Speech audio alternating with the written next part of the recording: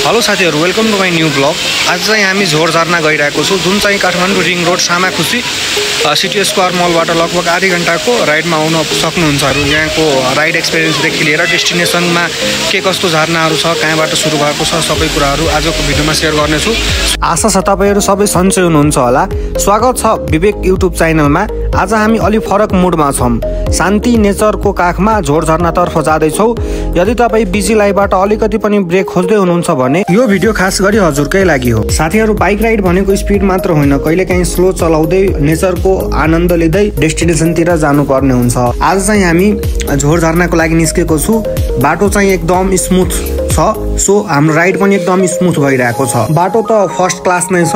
तपाईहरु जहाँबाट पनि आउन सक्नुहुन्छ यो ठाउँमा गुगल म्यापको सहयोगले। हामी चाहिँ आफ्नो डेस्टिनेसनको नजिक पुग्दै छौं। यहाँ बाइक पार्किङको पनि व्यवस्था छ, सो हामी चाहिँ बाइक पार्किङ गरे टोखामा अवस्थित रहेको झोर झरना बौडेश्वर मन्दिरको नामले पनि चिनिन्छ। अहिले चाहिँ हामी चढिरहेको भड्याङ बौडेश्वर मन्दिर जाने बाटो छ, जसको छेउमै झोर झरना अवस्थित छ। त्यहाँबाट नै मूल झरनाको सुरुवात हुन्छ र यहाँको स्ट्रक्चरहरू नेचुरल स्ट्रक्चर र आर्टिफिसियल स्ट्रक्चर दुवैको मिश्रण गरेर यहाँको स्ट्रक्चरहरू एकदम सिस्टमेटिक ढंगले बनाएको छ। त्यो भएको कारणले यो ठाउँ झन विशेष सुन्दर बन्न गएको छ। हामी दिनभरिको काम, टेन्सन र फोनमै उल्झिरहन्छौँ, तर यस्तो ठाउँहरू आएपछि सबै कुरा बिर्सिन्छौँ। झोर झरना जस्तो ठाउँ हो, हामीलाई रिमाइन्ड गराउँछ लाइफ सिम्पल पनि कति सुन्दर हुन्छ। यहाँ छिर्ने बित्तिकै तपाईहरु हेर्न सक्नुहुन्छ शिवलिङ्ग स्थापना गरेको छ।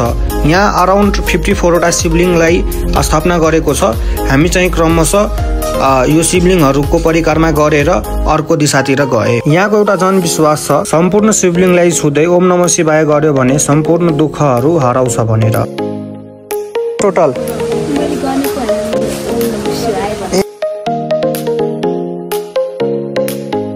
यहाँ कर्नरमा जस्ट झरनाको मुनितिर एउटा गुफा जस्तो पनि बनाएको छ। यो मेन झरना चाहिँ यहाँ छ हैन।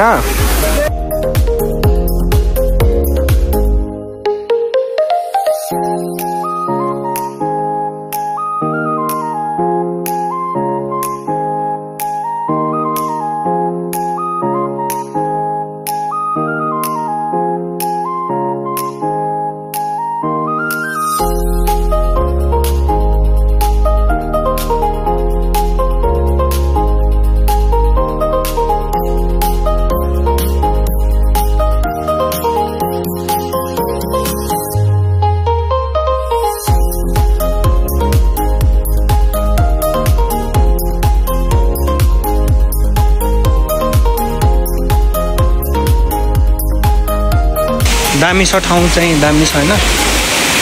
अहिले चाहिँ पानी थोरै कम छ, तर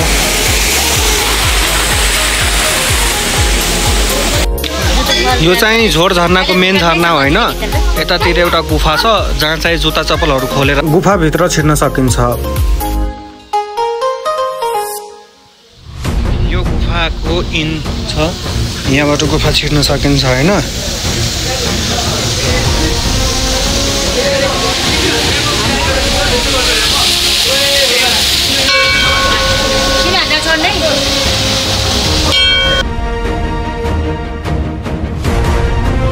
यहाँ एउटा सानो गेट बनाएको छ हैन, गुफा छिर्ने गेट छ। यहाँबाट छिर्न सक्नुहुन्छ।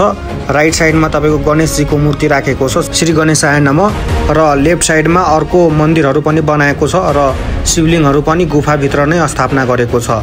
सबै भक्तजनहरू यहाँ आएपछि एकचोटि लगभग गुफाभित्र छिरेर यहाँको मन्दिरहरू चाहिँ दर्शन गरेर नै जानुहुन्छ। र यहाँ रकहरूको मुनि भएको कारणले सिपेजहरू पनि भइरहेको हुनाले टाउकोमा थोरै थोरै पानीको थोपाहरू पनि आइरहेको छ।